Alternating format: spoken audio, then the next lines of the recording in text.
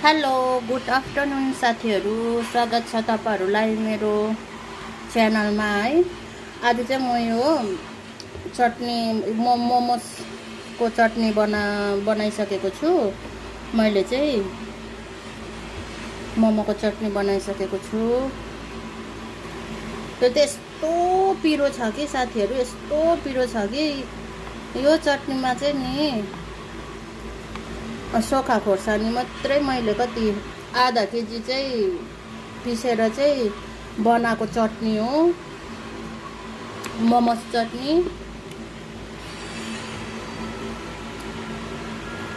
यस्तो दामीको भएको छ यहाँ जस्तै।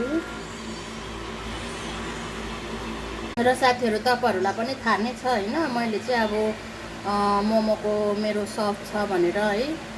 म चाहिँ अब मोमो बिक्री गर्छु, अन्त त्यही भएर चाहिँ मैले चाहिँ यो चाहिँ मैले चटनी बनाएको साथीहरू। म चाहिँ के भन्नु चाहन्छु भने चाहिँ मैले चाहिँ यो सोखा खोर्सानी मात्रै आधा केजी चाहिँ सोखा खोर्सानी भिजाएर चाहिँ मैले टमाटरहरू तिन चारवटा मात्रै लगाएर चाहिँ बनाएको होला।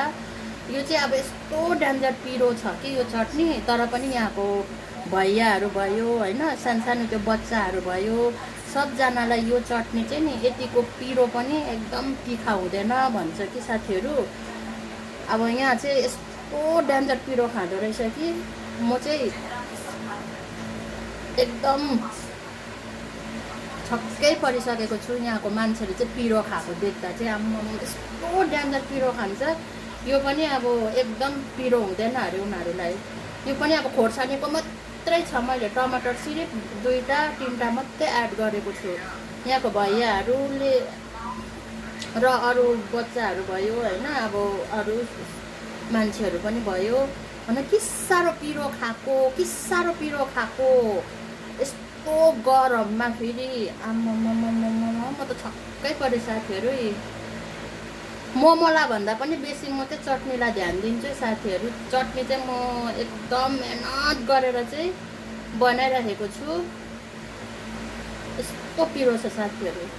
अनि यहाँको मान्छेले चाहिँ कस्तो चाहिँ पिरो खाएको यस्तो गर्मीमा साथीहरू।